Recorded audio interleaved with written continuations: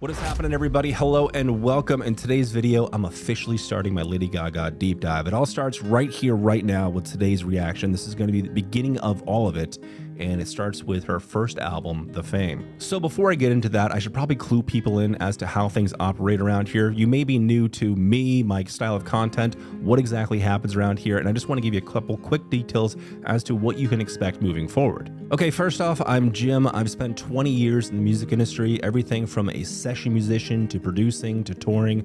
I've done it all. I've seen it all. I've been out there for a little while, so I have a great understanding of how the industry actually works. And a lot of my content revolves around the producing side of things, sound design, how songs come together, structures, and things like that. Now, if you're new to my deep dives, it's important that you know this is a huge undertaking on my part and my team's part.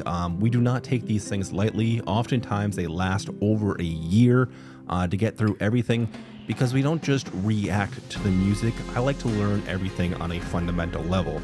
I separate everything by eras. For instance, right now we're in the beginning era. In 2008, her first album, The Fame.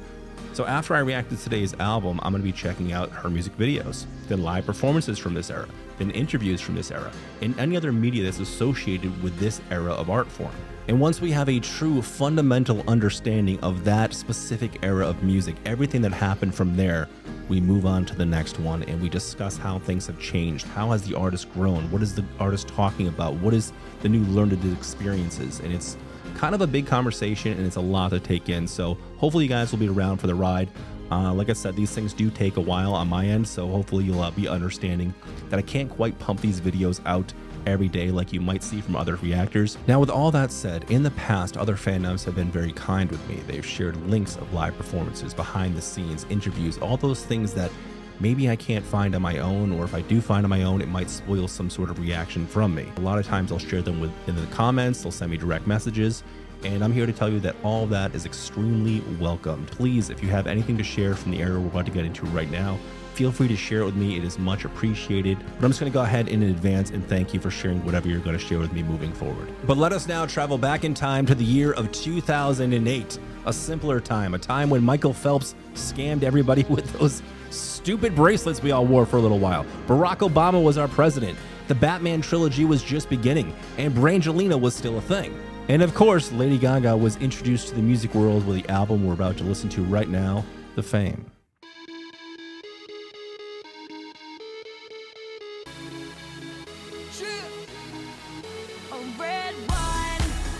Oh, I know this one. I thought she said red wine. Can't say I know the lyrics now. Been there.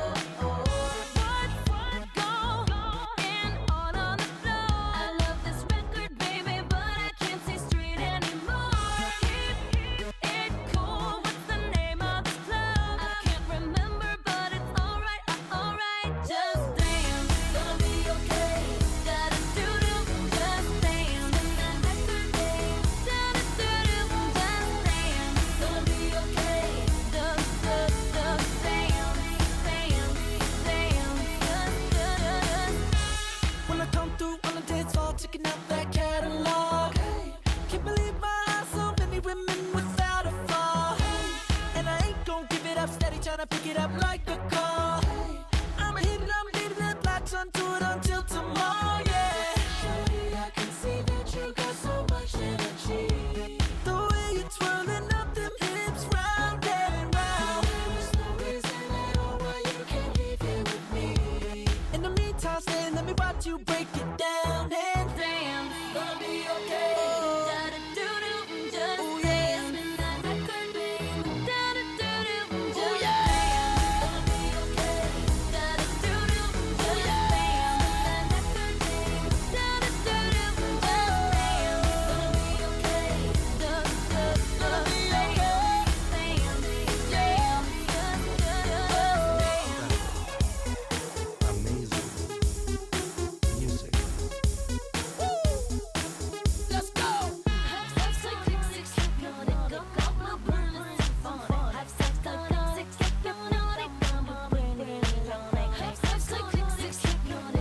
odd panning. I've never noticed. Go, use your muscle, carve it out, work it, hustle. I got it, just stay close enough to get it. Don't slow, dive it, clean it, lights out, bleed it, spend the last though. I got it in your pocket. I got it, just dance, gonna be okay. Da-da-do-do, just dance, spin that record, babe. Da-da-do-do, just dance, baby. Da-da-do-do, just dance, spin that record, babe. Da-da-do-do, gonna be okay. Spin that record, baby. Dance, dance, just dance. Okay, I think it's fair to say that everybody has heard this song. This song was absolutely massive. It was on the radio, it was in movies, it was in TV shows. I don't know if I've ever really sat down and just listened to this song as thoroughly as I have right now. I've never really paid much attention to the lyrics, but the lyrics are definitely interesting. It's very chaotic. It's intoxicating. And I mean, it sounds like she's kind of even intoxicated herself. It sounds like she doesn't really know exactly what's happening, but she's still embracing that feeling of freedom of going out and just kind of forgetting about her troubles and just saying, fuck it. We're just going to go out there. We're just going to dance.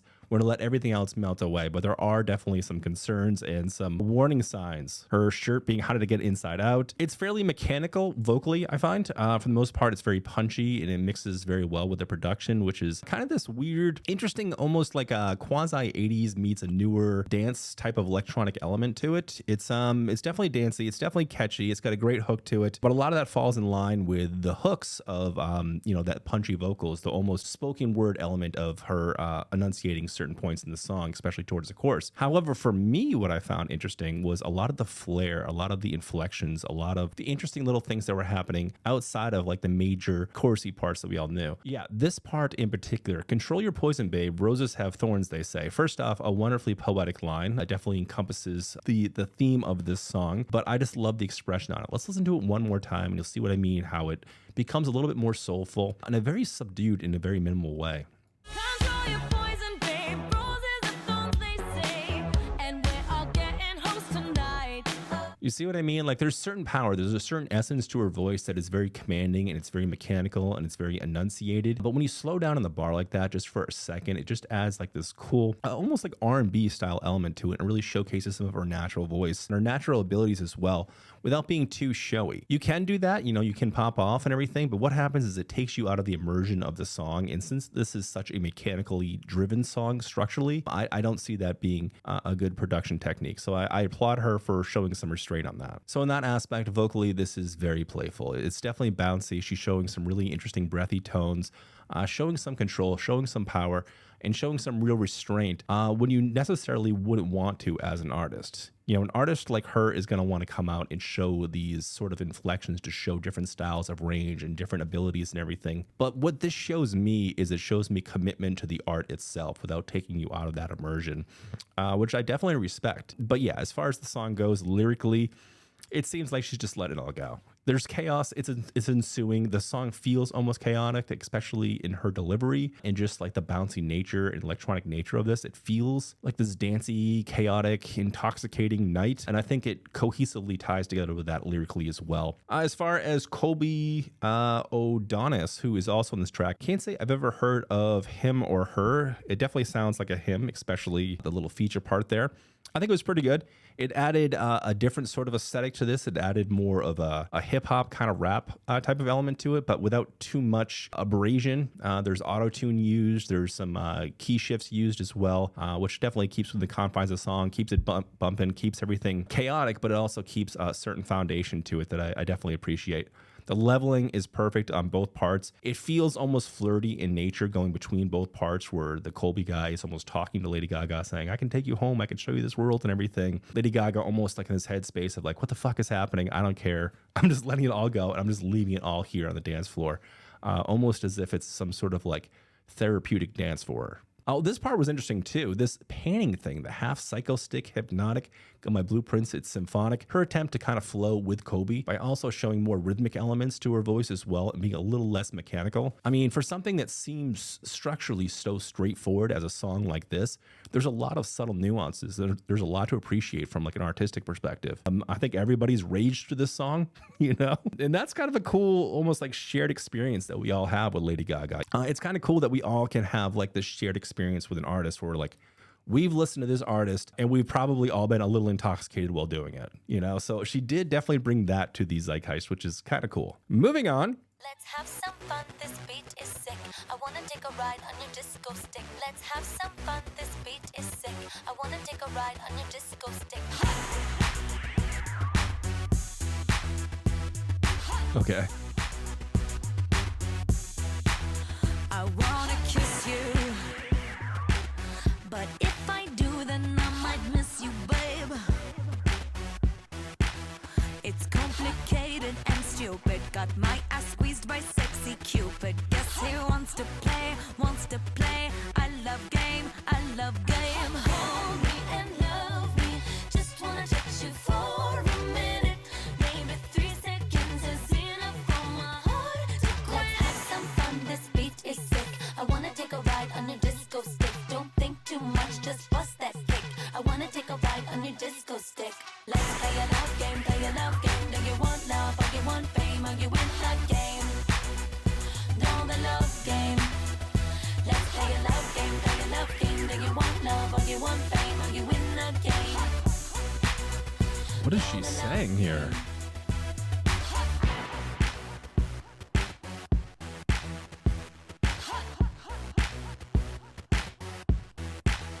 I'm on a mission, and it involves some heavy touching, yeah.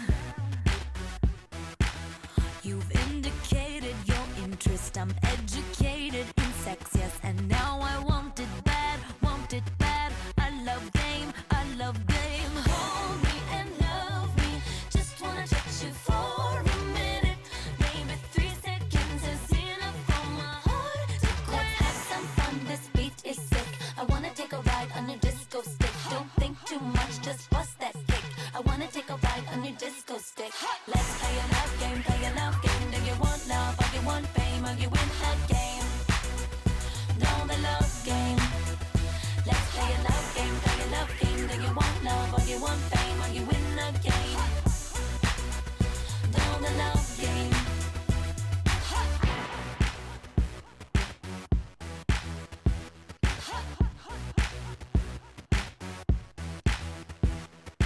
I can see you staring there from across the block with a smile on your mouth and your hand on your heart. The story of us, it always starts the same with a boy and a girl and a hug and a game. Real desperation here. And a game. And a game. And a game. A love game. Let's play a love game, play a love game. Do you want love or you want fame? Or you win the game? Know the love game. Let's play a love game, play a love game. Do you want love or you want fame? Or you win the game? Know the love game. Let's play a love game, play a love game. Do you want love or you want fame? Or you win the game? Let's have some fun, this beat is sick. I wanna take a ride on your disco stick. Let's play a love game, play a love game. Do you want love or you want fame? Or you win the game? Don't think too much, just bust that kick. I wanna take a ride on your disco stick. Know the love game. Okay, so this song I definitely haven't heard. Love Game. All right, so I think at first we're all going to be drawn towards like the sexual nature of this song. We're all going to think like that's what this is all about. It's a very lust-driven song. To me, it seems like there's a couple themes intertwining here between love, sex, and success. And I think it's kind of commentary on that as to like how far you're willing to go for success if you really want that, if you want that fame, which is what the album is titled anyway. The disco stick thing, I think I remember hearing that is supposed to be, you know, like a metaphor for a dick. And she definitely does, outline pretty vulgarly, how exactly she wants and everything. So it is definitely sexual in that nature, but there is this interesting contrast between love, lust, and success, and how it all might work together. Like, almost like she's asking herself or us, like, what exactly do you want? What are you looking for? Are you looking for a deep-seated connection? Are you looking for almost primal passion? Or are you looking for just success, this fame? And it almost asks you, it almost like begs the question, like, why do you want these things? What do you want from them? It comes across in an almost sensual and playful way. Sonically, it's very scattered. It has like this almost trap techno kind of thing going on. It's fairly minimal in the production side of things. Vocally, there's a good amount of expression on this though. Like when she's asking these questions, she is assertive. It's like right there. It's very commanding, but there is also some restraint. She is also kind of like teasing along the way. It does get kind of soulful again, but it has that muted, almost like restrained to it, which is so odd. She's done it once again here where she's like not hiding behind it, but she's like she's teasing us. She's saying, here's a taste of possible things to come or things that I can do, but it doesn't quite fit within the confines of this song. And again, what that shows me as an artist is that she's willing to put the art first. She's willing to navigate the song and really just kind of work with what she has, the blank canvas that she has and what she's painting and what she's, making musically. Like if you can visualize that, she's willing to stick within the borders of what that is. She's not willing to start painting on the walls outside of the canvas to take you out of that immersion. Once again, she teases you a little bit with it. It's this interesting mix. It's the question, and maybe this is just kind of giving me a bit more insight as to what's going around in her head. I mean, this is her first album. I don't know how much fame she's dealt with up until this point. I know next to nothing about Lady Gaga as to like what her personal life is during this era, as to if she's been in the scene for a while, she's just breaking through. Chances are that's probably what has happened here. I'm assuming she has some, mixtapes of sorts or, demos or whatever, and she's been kind of shopping around for a while, and now it's just starting to come to fruition. Very rarely does an artist just kind of come out and then they're just like amazing and they're right there. I mean, even like Sabrina and Chapel and like all the new up and coming pop stars and everything, they've been in the scene for a very long time, and that's just the case with most artists. Like nothing really happens overnight unless you're some sort of industry plant, which does happen. It's dancey, it's dark, it's seductive, it's kind of reflective, and at this point, it's too soon for me to tell whether she's asking herself these questions or she's just sharing something that's kind of happening with her. Oh yeah, I know this one too. By the way, this song live, it breathes so much new life into the song. Obviously, I've heard this song on the radio and everything, but like seeing it live, seeing her perform it with like no crutches, no vocal, things behind her, no effects or anything like that, no auto-tune or whatever, just like pure raw expression with this song. It definitely it just delivered some new light to the song. However, I've never really paid attention to the lyrics, and even in the live performance, I was really just paying attention to her expressions and the visuals of what was happening. But let's see if we can unpack this one. Paparazzi. We are the crowd, we're coming out. Got my flash on, it's true. Need that picture of you, it's so magical. We'd be so fantastical. Leather and jeans, garage glamorous. Not sure what it means, but this photo of us, it don't have a price. Ready for those flashing lights, 'cause you know that baby I'm your biggest fan. I'll follow you until you love me. Paparazzi, baby there's no other superstar. You know that I'll be your paparazzi. Promise I'll be kind, but I won't stop until that boy is mine. Baby, you'll be famous, chase you down until you love me. Paparazzi.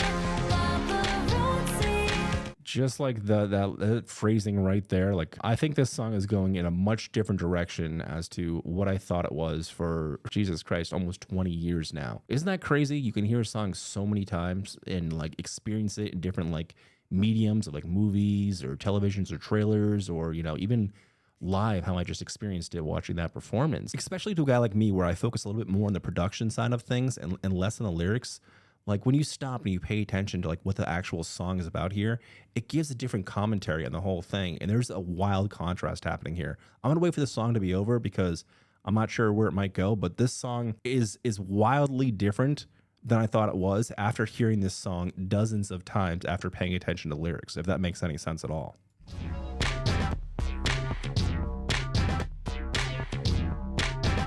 It's fun too.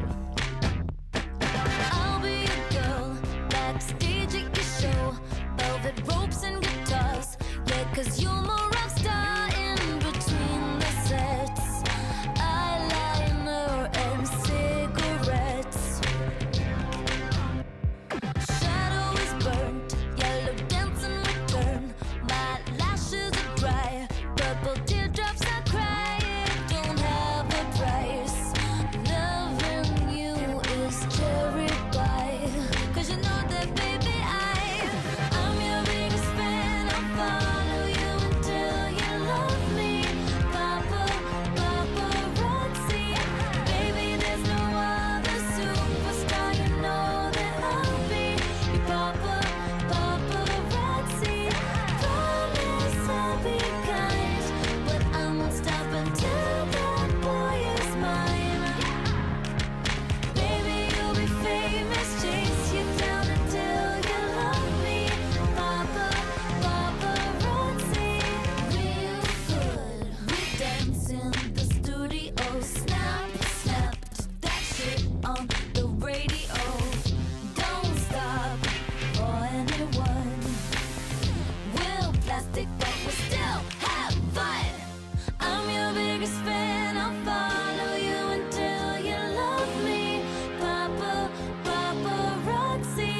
Baby, there's no other superstar. You know that I'll be your paparazzi. Promise I'll be kind, but I won't stop until that boy is mine. Baby, you'll be famous, chase you down until you love me. Paparazzi.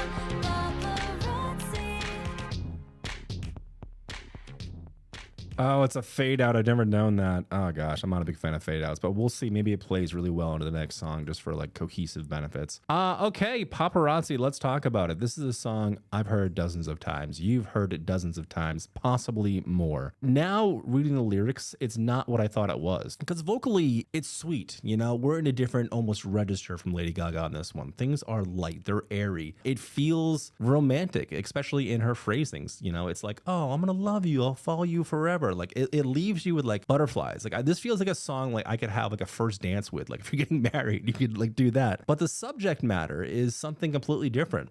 And I know it's kind of a trendier topic nowadays to talk about parasocial relationships with artists and people that you admire and follow. And obviously, it's easier now than ever to get in touch and get on people's radar than ever before. And there is like this odd. There's always been this odd obsession with with fandoms and the artists that they follow and everything. And I've seen it doing this for years now, reacting to music. I've encountered all sorts of fandoms, and 99% of the people are cool. They're just here to celebrate the art. They just really appreciate what this artist has brought to the table. They maybe have had a crazy impact on their lives, or like they just resonate with them in a very profound way. However, I think we all know that every once in a while, every fandom gets a touch of the crazies. There's a couple bad apples in there that like just take things a little too far, that like take the fandom to a level that becomes a little unhealthy for them and a little scary for the artist or the people that they're following. And yeah, like I said, it's a hot button issue right now. And it's a trending topic, you know, especially with artists like, and I'm sorry to bring her up again,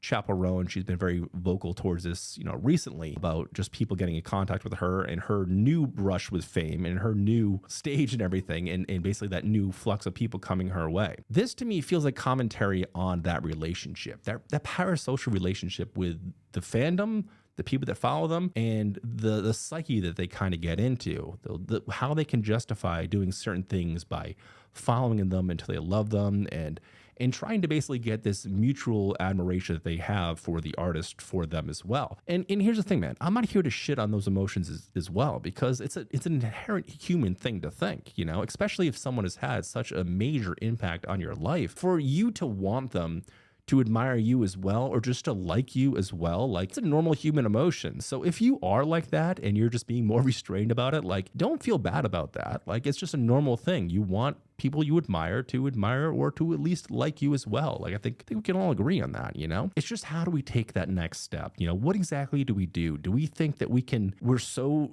disillusioned by the fact of our relationship with them when we don't know them, that when they do see us, that there's going to be this profound change, that they're going to finally realize, oh, it's you I've been looking for. It's been you I've been writing about. I mean, that never happens. You know, maybe it's happened in some small batches with some people that it just somehow got close together, but that almost never happens. Great artists can write in a way that is vague and is also deeply personal. A way that they can write something and say something that's, you know, seems so super and ultra specific to your psyche, to your life, to how you feel, but also somebody else might feel something like that, but something a little bit different. And I think we're all just kind of grasping at straws when it comes to that. That's why people are so easy to be scammed, you know? Like, they're just telling you what you want to hear. You know, your psyche, your mind is already gravitating towards those thoughts. In the back of your mind, your subconscious, even if it's not something you think that's like actively on your mind, sometimes you hear things, or it takes you to a place you're like, oh shit, I forgot about that place. I forgot about this thing.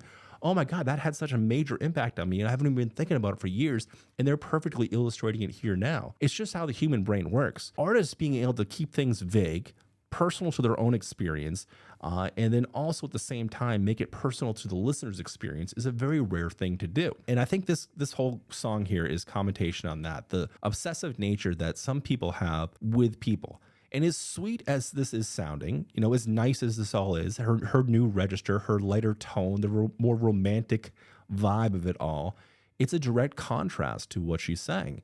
And to me, that's pretty wild. That's awesome. And it's wild to me that I've heard this song for years. For years, I've known this song. I know the chorus. I know the lines. The melodies are very familiar for me. But now listening to the lyrics, it's like, fuck.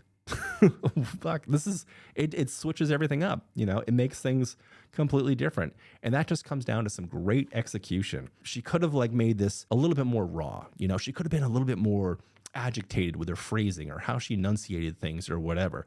But that's not what she did. Okay, here's a line in the chorus that shows some great contrast, because vocally it's on a different level. There's some awesome layerings. We have this beautiful light breathy tone. It sounds sweet and romantic, but the words are a little off-putting. They're a little odd, but it's just so inviting. It's so lovely that you don't realize it, that your brain forgives it. It's almost like an audio optical illusion.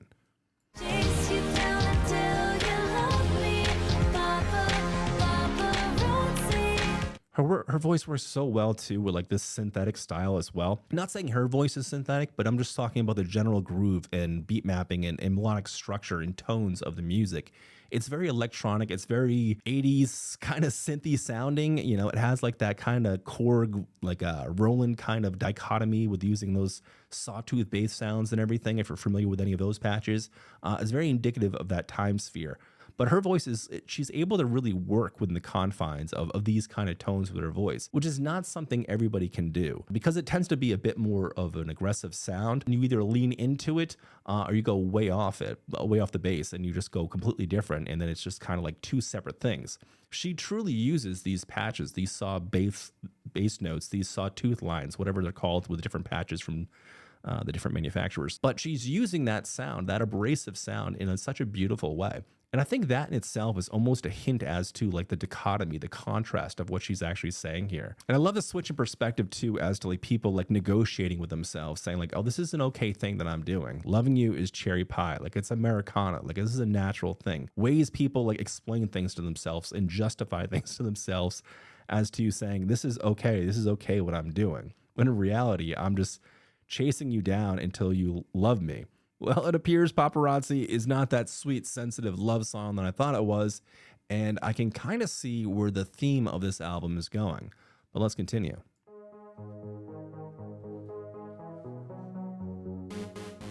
Wait, this is on here too?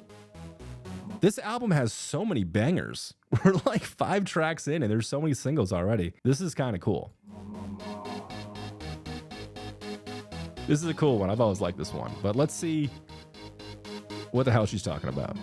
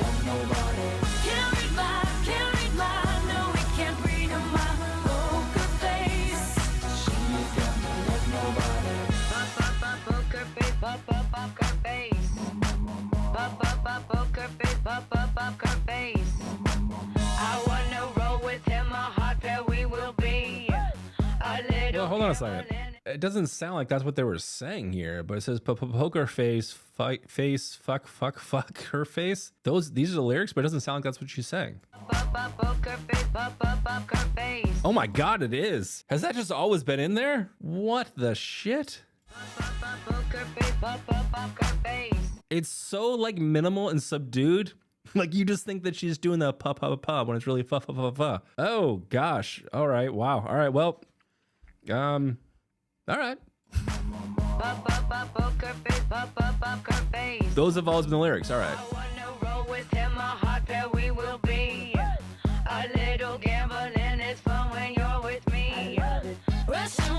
But what's the gamble?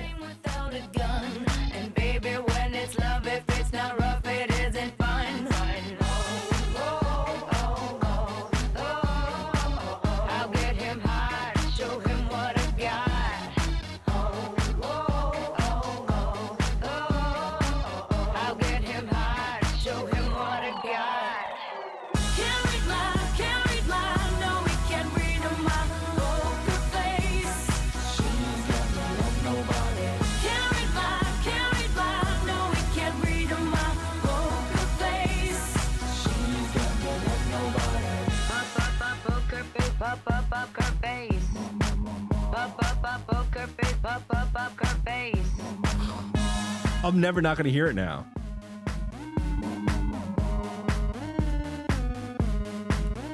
I won't tell you that I love you, kiss or hug you, 'cause I'm bluffing with my muffin. I'm not lying, I'm just stunning with my love glue gunning. Just like a chick in the casino, take your bank before I pay you out. I promise this promises. Check this hand 'cause I'm marvelous. Can't read mine, no we can't read my poker face. She's got no love, nobody. Can't read mine, no we can't read my poker face. She's got no love, nobody. Can't read mine, no we can't read my poker face. She's got no love, nobody. Can't read mine, no we can't read my poker face. She's got no love, nobody. Can't read mine, no we can't read my poker face. She's got no love, nobody. Can't read mine, no we can't read my poker face. She's got no love, nobody. Poker face, poker face. Poker face, poker face. Nobody. Poker face, poker face. Poker face, poker face. Poker face, poker face.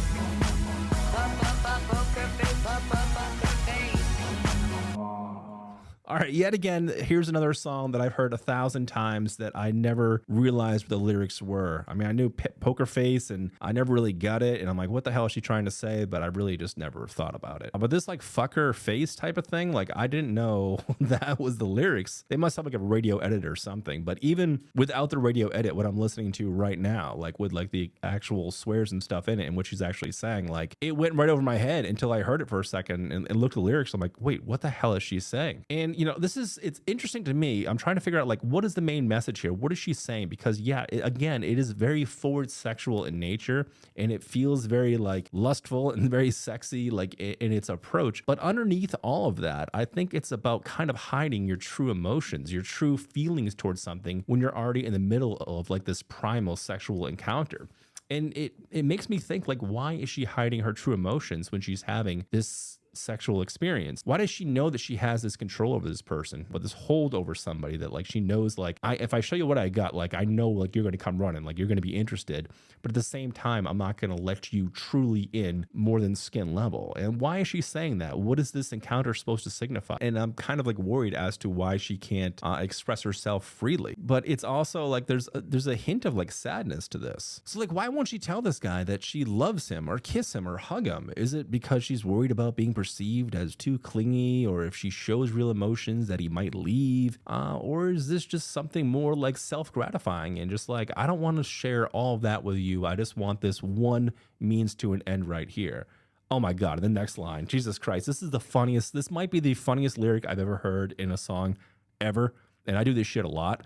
Cause I'm bluffing with my muffin. That is the funniest fucking shit, man. The thing is that like it asks you like these deep, profound questions and like makes you like feel bad for her, or makes you like understand like her perspective as to like what she views sex as. And then she follows it up with like the funniest line I've ever heard. Cause I'm bluffing with my muffin.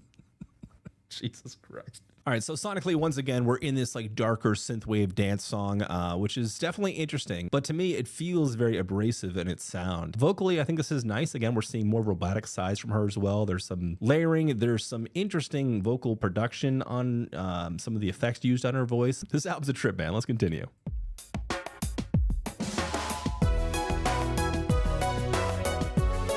Cherry, cherry, boom, boom.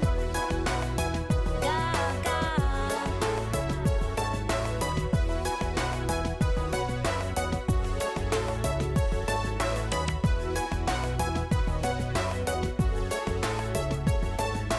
Boy, we've had a real good time, and I wish you the best on your way. Hey, I didn't mean to hurt you. I never thought we'd fall out of place. Hey, I have something that I love long, long, but my friends keep on telling me that something's wrong and I miss someone. And hey, there's nothing else I can say. Definitely on a shift here. We're away from those abrasive tones. We still have like the glitchiness of like what synth pop music is, but we have more organic tones and more natural organics just kind of coming through, even if they are synthetic with the bells and everything. But still, like we're introduced to like a more pleasant soundscape here. So like tonally, things have definitely started to shift. There's nothing else I can say. I wish you never looked at me that way. There's nothing else I can say. Not that I don't care about you, just that things got so complicated. I met somebody cute and funny, got each other, and that's funny. I have something that I love long, long, but my friends keep on telling me that something's wrong and I miss someone. And there's nothing else I can say. There's nothing else I can say. I wish you never looked at me that way. There's nothing else I can say.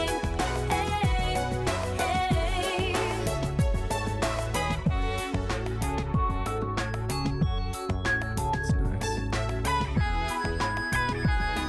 I have something that I love long, long, but my friends keep on telling me that something's wrong and I miss someone. And there's nothing else I can say.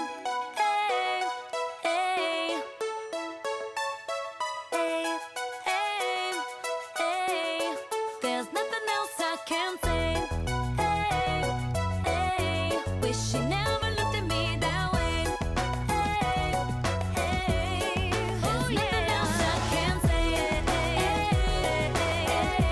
Wish you never looked at me that way. There's nothing else I can say. Cherry, cherry, boom, boom.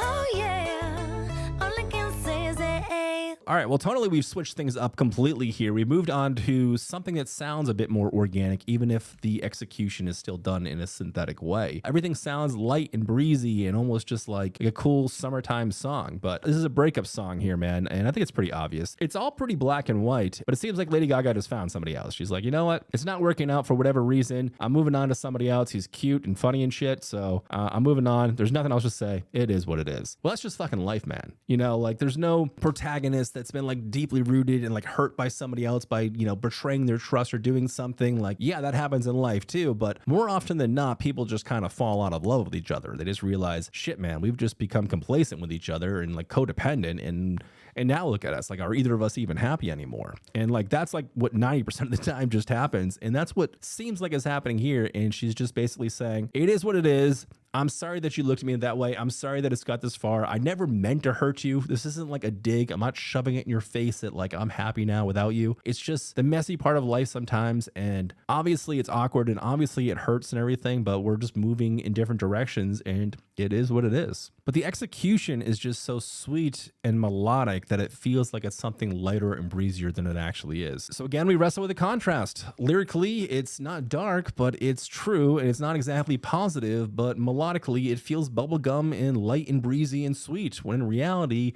the subject matter of it is kind of dismal. Beautiful, dirty, dirty, rich, rich, dirty, dirty, beautiful, dirty, rich. Dirty, dirty, rich, dirty, dirty, rich, beautiful. Beautiful and dirty, dirty, rich, rich, dirty. We got a red light, pornographic dance fight, systematic, honey, but we got no money. Our hair is perfect, but we're all getting shit wrecked. It's automatic, honey, but we got no money. Daddy, I'm so sorry, I'm so sorry, yeah. We just like the party, like to party. This is fun. Bang, bang. We're beautiful and dirty, rich. Bang, bang. We're beautiful and dirty, rich. We live a cute life, sound fanatic, pants tighter than plastic, honey, but we got no money. We do the dance right, we've got it made like ice cream topped with honey, but we got no money. Daddy, I'm so sorry, I'm so sorry, yeah. We just like to party, like to party, yeah. Bang, bang. We're beautiful and dirty, rich. This is fun. Bang, bang. We're beautiful and dirty, rich. Bang, bang, bang. Bang, bang, bang. Beautiful, dirty, rich. Bang, bang, bang. Bang, bang, bang. Beautiful, dirty, rich. Bang, bang. We're beautiful and dirty, rich. Bang, bang. We're beautiful and dirty, rich. Bang, bang. Dirty, dirty, rich, dirty, dirty, rich, beautiful. Bang, bang. Beautiful and dirty, dirty, rich, rich, bang, bang.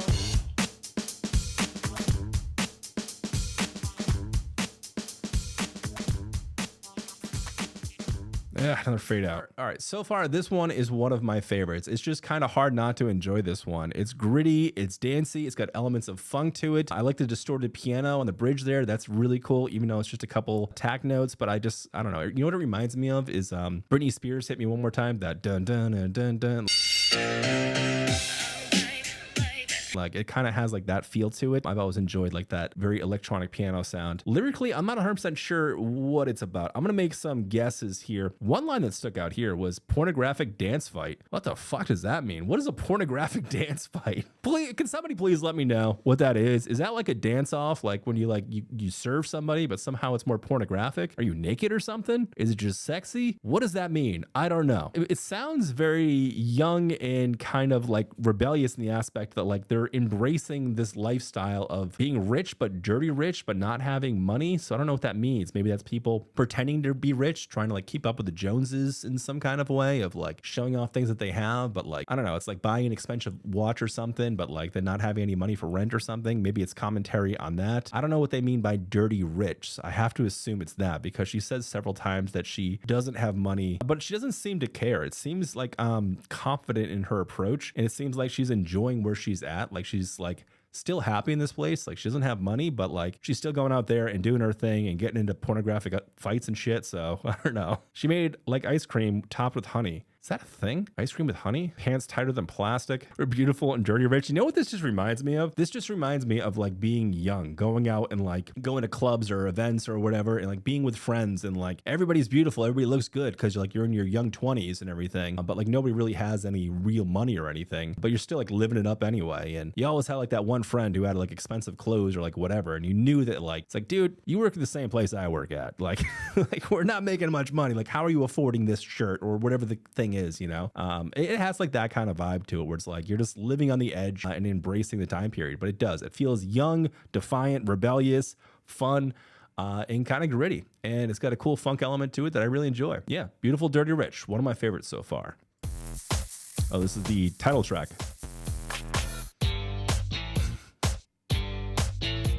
All right, so I feel like at this point I should have a basic understanding of some of like her style, her structure, or tonally where this album is going. And I feel like I do because we're like 5 or 6 songs in and there are some recurring elements. However, I'm still on the edge of my seat because you just never know what you're going to hear next. What sort of melodic element, what sort of instrument, what sort of tone is going to come next? It's going to pair with like this synth wavy, clubby, dancey sound. It's kind of charming in its approach too, because it doesn't come across as like too absurd. It's there in a way that I never would have placed it or put it there myself with any of the work that I do. But it's just creative enough, and it's just used subtly enough where it keeps things kind of charming in a gritty way.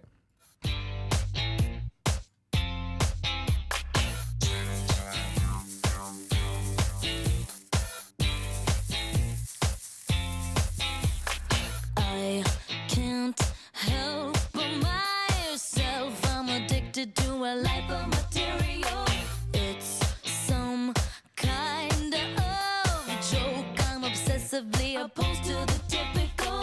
All we care about is runway models, Cadillacs, and liquor bottles. Give me something I wanna be.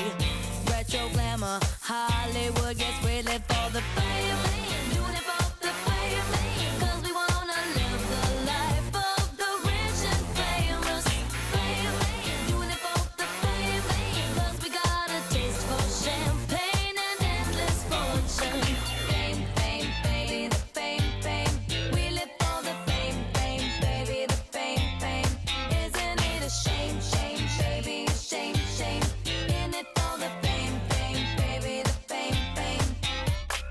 I can see myself in the movies with my picture in city lights. Photograph for my mind and whatever else you'd like to shoot, you decide. All we care about is pornographic girls on film and body plastic. Give me something I wanna see. Television and hot blondes and acquisitions. Fame, doing it for the fame, 'cause we wanna live the life of the rich and famous. Fame, doing it for the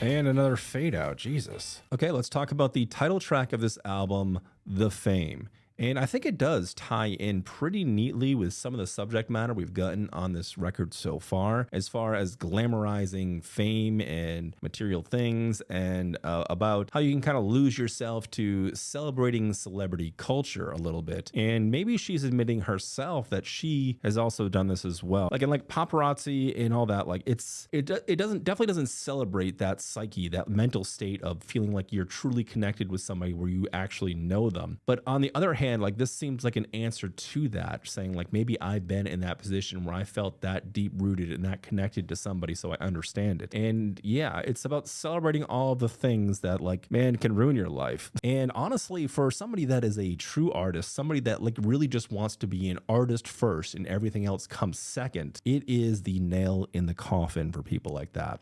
You know, if you get to a point where you're too massive, when you're too wildly successful, that's pretty much the end of your artistic career to one degree or another. There are very few acts out there in the world that have gotten so massively successful and yet can still become and still be relatable to everyday people, relatable to everyday situations. And the ones that I've covered that are able to do that, like it blows my mind. But more often than not, you know, they kind of fade to the back burner and they say, oh, well, you were a one-hit wonder, or your time is over now, or you aged out. And in reality, I don't think that's a thing. I think real people just want real art. And if you're just chasing like the champagne, the cars, and all like the rich and lavish and luxurious things, like that ruins your credibility to one degree or another. The term like starving artist is like kind of something to be celebrated to one degree or another, because they're putting it all out there. They could go and get a job and maybe live more comfortably or whatever, but they're choosing to spend their time to do art. And I think people just appreciate that. Maybe not everybody, you know, maybe not, you know,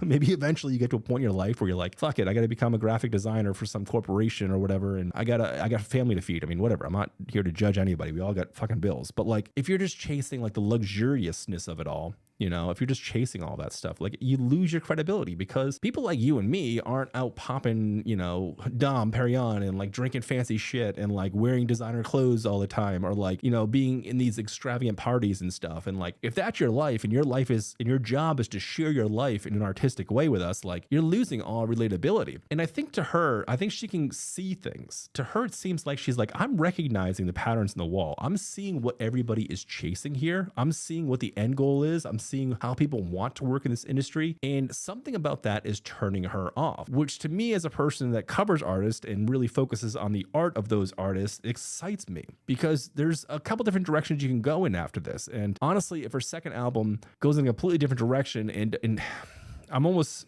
it might ruin it for me. So I don't want to, if it does, I'll just tell you guys and I'll stop doing this. But like, she's kind of at a crossroads here. She's seeing the writing on the wall. I think she wants to tiptoe around what stardom can be and about what she expects from her art, because this is celebrating it on a completely different side of things. And I don't know if she's being sarcastic or not, but she's saying that she's addicted to all these things. She's addicted to the Hollywood glamour, to fancy things, all that stuff. And hey, man, we all like good shit. You know, I like fancy stuff too. But I think it gets to a point where it gets to be kind of gross. And she does talk about shame, and she does talk about this consumption in a pornographic way. She calls it pornographic. There's been pornographic fight scenes in this. This album has actually been kind of pornographic. I think it's an easy trap to fall into, but like I said, I think it's a nail in the coffin. You know, you get some success and you can kind of coast by with things, and it's only a matter of time before you become unrelatable. I can count on my hands like the artists that I've covered that have become massively successful and leave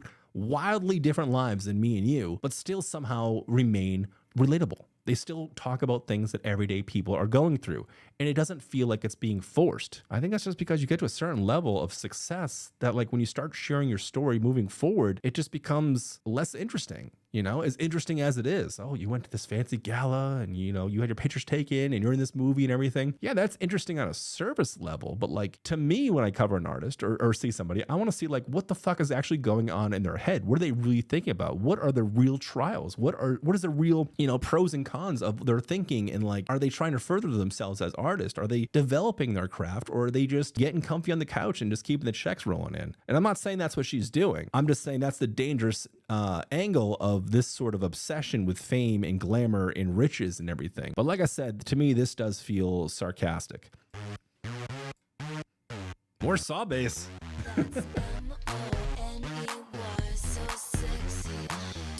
I love the jag, the jet, and the mansion. Oh yeah. And I enjoy the gifts and the trips to the islands. Oh yeah. It's good to live expensive, you know it, but my knees get weak intensive when you give me kisses. That's money, honey. When I'm your lover Okay. and your mistress. That's money, honey. When you touch me, it's so delicious. That's money, honey. Baby, when you tell me to pieces. That's money, honey. That's M-O-N. I'm not gonna lie, like the beginning of this song just pissed me off. I'm like, fuck. Is everything I've been saying about Gaga like wrong? Am I wrong on this? And like literally the first couple lines of this song made me be like, delete this whole thing. We're not doing it. But I see where she's going. I see what's happening. It's actually kind of sweet. You are so sexy. Damn, I love a boat by the beach on the west coast. Oh yeah. And I enjoy some fine champagne while my girls toast. Oh yeah. It's good to live expensive, you know it, but my knees get weak intensive when you give me kisses. That's money, honey. When I'm your lover and your mistress. That's money, honey. When you touch me, it's so delicious. That's money, honey. Baby, when you tell me to pieces. That's money, honey.